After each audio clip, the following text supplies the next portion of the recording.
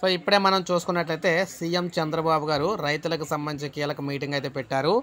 ఏపీలో మిర్చి రైతుల సమస్యలపై సచివాలయంలో ముఖ్యమంత్రి చంద్రబాబు సమావేశం అయితే నిర్వహించారు. మిర్చి ధరలపై రైతులు, ఎగుమతిదారులతో సీఎం చర్చించారు. చైనా, థాయిలాండ్, మలేషియా తదితర దేశాలకు మిర్చి ఎగుమతులు పెరుగుతున్న నేపథ్యంలో మిర్చి పంటకు సరైన ధర దక్కించేందుకు ఉన్న మార్గాలను అన్వేషించాలని సీఎం ఆదేశించారు. గుంటూరు మార్కెట్ యార్డ్లో మిర్చి నిల్వలకు సంబంధించిన వివరాలను కూడా తెలుసుకున్నారు. సమావేశానికి వ్యవసాయ శాఖ ప్రత్యేక ప్రధాన కార్యదర్శి గారు కూడా వెళ్ళడం జరిగింది. ధరలు పడిపోయిన ఇక్కడ ఇబ్బందులు పడుతున్న ఆంధ్రప్రదేశ్ మిర్చి రైతులను ఆదుకోవాలని ముఖ్యమంత్రి చంద్రబాబు చేసిన విజ్ఞప్తులు కేంద్రం కూడా సానుకూలంగా స్పందించింది. కేంద్ర వ్యవసాయ శాఖ మంత్రి శివరాజ్ సింగ్ చౌహాన్, ఆ శాఖ కార్యదర్శి దేవేష్ చతుర్వేది నిన్న ఉన్నత స్థాయి సమావేశం నిర్వహించారు.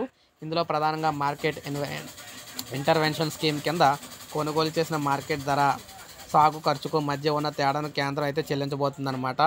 అంటే సాగుకి ఎంత ఖర్చు అవుతుంది, మార్కెట్లో ఎంత ధర కొంటున్నారు, ఇందులో ఒకవేళ లాస్ ఏమైనా వచ్చినట్లయితే ఆ లాస్ని కేంద్ర ప్రభుత్వం ఇక్కడ ఇంటర్వెన్షన్ స్కీమ్ అనే పథకం ద్వారా అయితే రైతులకైతే డబ్బులు అయితే చెల్లించబోతుందన్నమాట.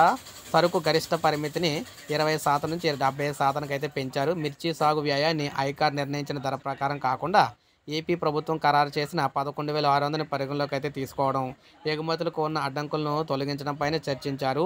ఇందులో తొలి 3 డిమాండ్లకు కేంద్ర వ్యవసాయ శాఖ మంత్రి సానుకూలంగా స్పందించినట్లు కేంద్ర మంత్రి రామ్మోహన్ నాయుడు అయితే తెలిపారు. సో ఒక రైతులకు పంట పండినట్టు అని చెప్పుకోవచ్చు.